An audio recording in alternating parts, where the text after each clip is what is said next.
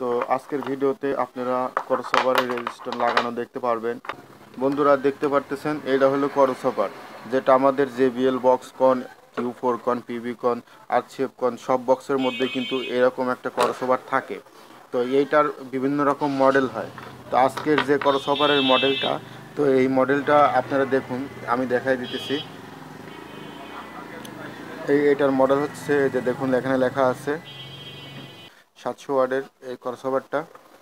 তো এই ক্রসওভারটার মধ্যে যে তিনটা রেজিস্ট্যান্স ছিল, তো একটা ফিউজ আছে এই সাইডে, আর এইগুলো স্পিকার আউটপুট দেওয়ার জন্য। আসলে মূলত ক্রসওভারটা কিসের জন্য দেওয়া হয়, যখন আপনি স্পিকারটা বক্সের মধ্যে সেট আপ করবেন, তাহলে আপনার একটা বক্সের মধ্যে দুইটা স্পিকার আছে আর একটা টুইটার আছে।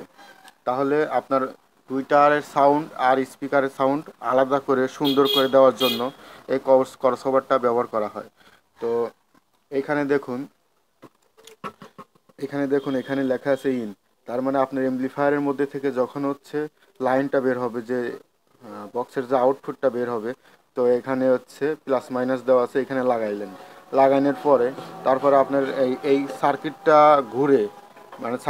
ঘুরে এদিক দিয়ে ঘুরে কিন্তু আপনাদের লাইনটা কিন্তু এদিকে আউটপুট হবে, ঠিক আছে। স্পিকার 1, স্পিকার 2, আর এটা হলো টুইটার। তো এইভাবে আপনারা এটা লাইন করলে পরে যখন আপনি সাউন্ড বাজাবেন, বেস যখন দেবেন স্পিকারে, তখন ওই বেসটা কোনো সময় আপনার টুইটারে যাবে না, আর টুইটারটা আপনার কোনো সময় নষ্ট হবে না। সেই জন্য এই ক্রসওভার সার্কিটটা ব্যবহার করা হয়। কিভাবে রিপেয়ারিং করবেন, তো এখানে দেখুন 1 2 3 তিনটা রেজিস্ট্যান্স থাকে। তো এই ক্রসওভার বোর্ডটার মধ্যে দুইটা রেজিস্ট্যান্স কিন্তু ফুটে নষ্ট হয়ে গেছে। তো যেহেতু আমাদের বোর্ডের মধ্যে শুধু যে R1 R2 R3 এই ভিতরে লেখা আছে বোর্ডের সাথে, সেহেতু ক্রসওভারটার মধ্যে যখন রেজিস্ট্যান্সটা ফুটে যাচ্ছে, তখন কিন্তু আমাদের এই নাম্বারিংটা কিন্তু এখানে থাকতেছে না। তো এইখানে আপনারা হয়তো এই নাম্বারটা এখন পাবেন না, কারণ এটা ছুটে গেছে। অনেক সময় এই বোর্ডের পারও এই নাম্বারটা থাকে না, সেই কারণে আজকের ভিডিওতে আমি বলবো এখানে কি নাম্বারটা আপনারা ব্যবহার করবেন, তাহলে আপনার পারফেক্ট হবেন। তো সেই জন্য আজকের ভিডিও। তো আমি এখানে অনেকগুলা রেজিস্ট্যান্স নিয়েছি, আপনারা দেখতে পারতেছেন এগুলোর বিভিন্ন রকম নাম্বার রয়েছে। এখানে বিভিন্ন রকম নাম্বার রয়েছে। তো এই নাম্বারের মধ্যে থেকে আপনারা কোনটা ব্যবহার করবেন, কোনটা কোন সাইডে দিবেন, এইটা নিয়ে আজকের ভিডিও, ঠিক আছে। তো আপনারা দেখতে পারতেছেন এই দেখুন 30W মানে 30 ওয়াট, এই যে 12 ওহমস। এটা দেখুন 30 ওয়াট 18 ওহমস, এটা হবে এই সাইডে, ঠিক আছে, এটা এই সাইডে হবে। তারপরে আরেকটা,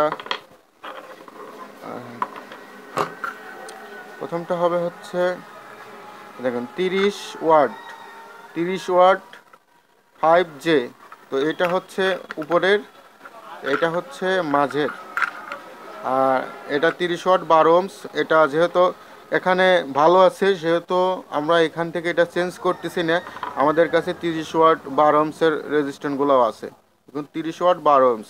তো এই রেজিস্ট্যান্সগুলো যদি আপনারা কখনো পান, তাহলে এই পিছন সাইডে দেখবেন এরকম পাতি আছে, পাতিয়ালাগুলো নেবেন, তাহলে কিন্তু 1 নম্বর হবে। কতগুলো দেখা যাচ্ছে এই শুধুমাত্র এরকম তার তার থাকে, এরকম একটা তার থাকে। তার আলাদা নেবেন না, পাতি আলাদা নেবেন, তাহলে কিন্তু ভালো হবে। তো আমি ভিডিও বড় না করে আমি এইটা লাগিয়ে ফেলতেছি। তো এটা লাগানোর জন্য উল্টা দিকে করে আপনার যে জ্বালাই দেখতেছেন, এই 4টা জ্বালাই আপনাদের খুলতে হবে। এইরকম একটা পাম্পার ব্যবহার করতেছি, তো এইভাবে আপনারা জ্বালাইটা খুলে নেবেন।